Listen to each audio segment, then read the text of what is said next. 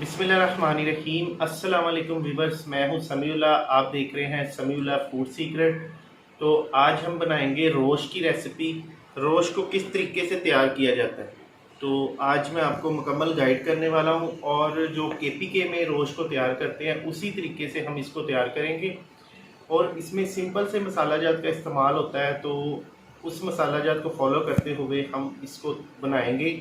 कुछ लोग इसमें टमाटर ऐड कर देते हैं, लेकिन टमाटर नहीं ऐड करना चाहिए। टमाटर से ये है कि इसका कलर ख़राब हो जाता है। तो रोज़ का जो ओरिजिनल कलर है वो वाइट ही होता है। तो चलें जी, इसको बनाना स्टार्ट करते हैं।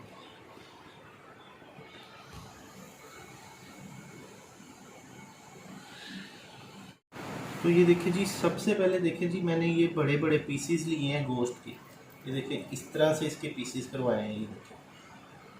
और जो बेस्ट रोस्ट के लिए बेस्ट गोश्त होता है वो मछली का होता है।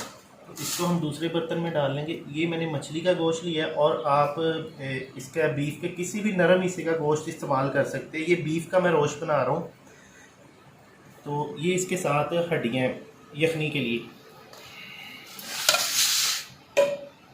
तो अभी ये देखिए, इसको सबसे पहले मैरिनेट करेंगे, इसको नमक लगाएंगे। तो नमक अभी आपने थोड़ा सा मुनासिब सही लगाना है, ज़्यादा नहीं लगाना, क्योंकि ज़्यादा का जो है वो कोई हल नहीं है। तो कम जो है उसको हम ज़्यादा कर सकते हैं बाद में। तो इसको आपने इस तरह से देखिए, नमक को थोड़ा सा ना इस तरह से गोश्त के ऊपर अच्छी तरह मसाज कर देना है।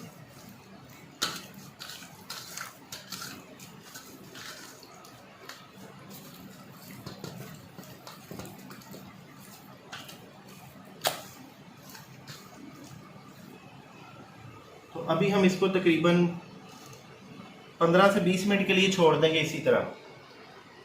और 15 से 20 मिनट के बाद हम इसकी ड्रेसिंग करेंगे और उसके बाद इसको कुक करेंगे।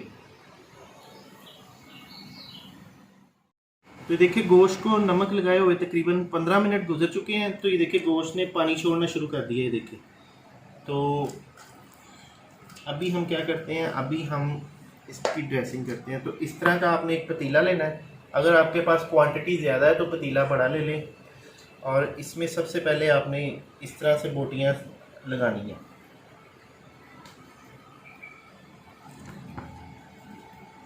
ये हड्डियाँ,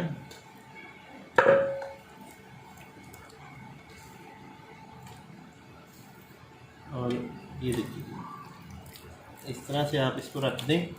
और उसके बाद ये तकरीबन एक फूल मैंने लहसुन का लिया था, उसको अच्छी तरह छील लिया। तो बेसिक इसमें ज़्यादा मसाले नहीं जाते, तो नॉर्मल से मसाले जाते हैं। और ये देखिए जी, 2 प्याज लिए हैं मैंने छोटे साइज़ की। ये जस्ट फ्लेवर के लिए हैं, तो इसको हमने इसी तरह साबित रखना है। और ये थोड़े से दाने काली मिर्च के, ये इसमें शामिल करेंगे फ्लेवर के लिए। केपीके में या नमक मंडी में जब इसको बनाया जाता है तो इसमें दुम्बे की चर्बी इस्तेमाल की जाती है या बकरे की चर्बी इस्तेमाल की जाती है। तो हमारे यहाँ पे पंजाब में लोग डाइट कॉन्शियस हैं, तो मैं इसमें कुछ भी शामिल नहीं करूँगा। और वैसे भी ईद का गोश्त जो कि बहुत ज़्यादा चिकना होता है, तो हम इसको वैसे ही बनाएंगे एज़ इट इज़। ये देखिए जी, अभी इसमें पानी डालेंगे हम।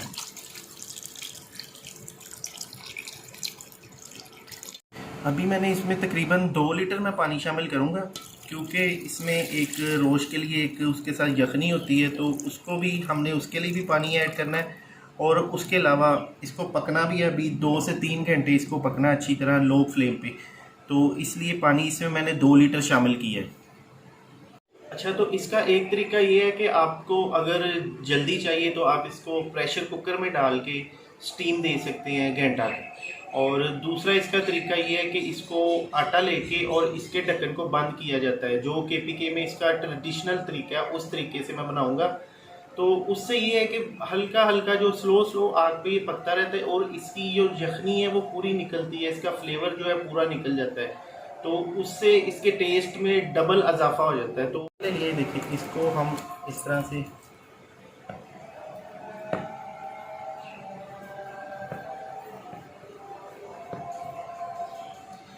से हमने इसको आटे के साथ बंद करना है।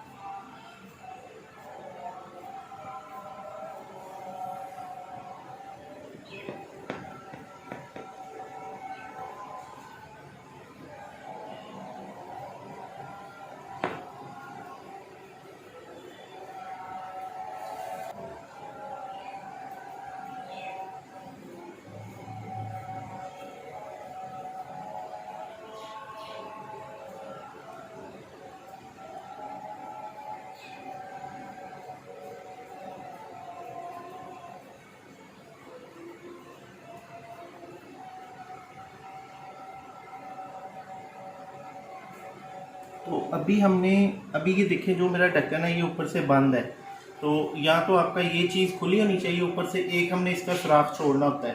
तो अगर इसमें सुराख नहीं है तो हम इस पर थोड़ी सी स्पेस देंगे।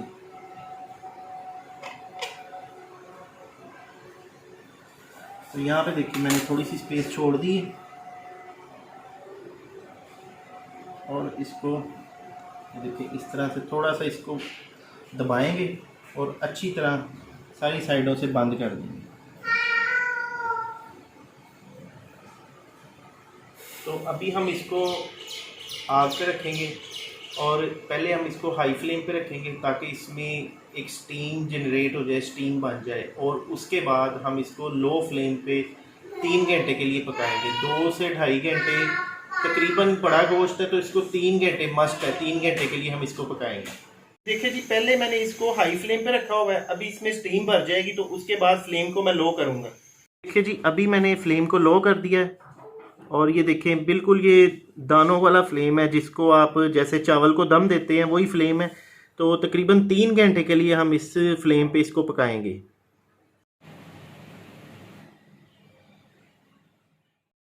तो रोस्ट को पकते हुए तकरीबन 3 घंटे हो गए हैं, तो अभी हम इसको खोल के चेक करते हैं।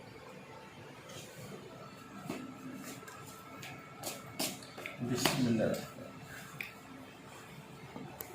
ये बहुत ज़्यादा गर्म। बिस्मिल्लाहिर्रहमानिर्रहीम। तो देखें माशाल्लाह से कितना ज़बरदस्त हमारा रोस्ट तैयार हुआ है, और ये देखें अभी बहुत ज़्यादा गर्म है। तो अभी इसको मैं डिश आउट करता हूँ। ये देखें माशाल्लाह से इसकी यखनी चेक करें, तो मैंने इसमें कोई फ़ैट नहीं डाली, जो इसके अंदर हल्की फुल्की फ़ैट होती है वही थी, ना ही इसमें ऑयल का इस्तेमाल किया है। तो फिर भी इसकी यखनी बहुत ही ज़बरदस्त तैयार हुई है, और बहुत ज़्यादा ये सॉफ़्ट तैयार हुआ है। मैं आपको काट के इसको चेक करवाता हूँ, और उसके बाद फिर मैं आपको ट्राई भी करके दिखाता हूँ कि कैसा तैयार हुआ है। तो ये देखिए माशाल्लाह से, ये देखिए कितना सॉफ़्ट है। ये देखिए जी, ये होती है असल रोस्ट की निशानी। ये देखिए बिल्कुल ऐसे गोश्त आपका बिल्कुल ऐसे गला होना चाहिए अच्छी तरह। तो ये देखें जी, तो अगर आप इसको बकरे के गोश्त में बनाते हैं तो वो इससे भी ज़्यादा सॉफ्ट होगा। तो देखिए माशाल्लाह से कितना खूबसूरत हमारा रोस्ट तैयार हुआ है।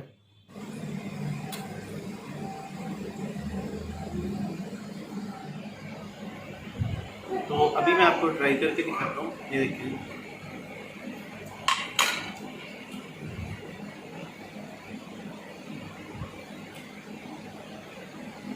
माशाल्लाह से बेहतरीन रोस्ट हमारा तैयार हुआ है।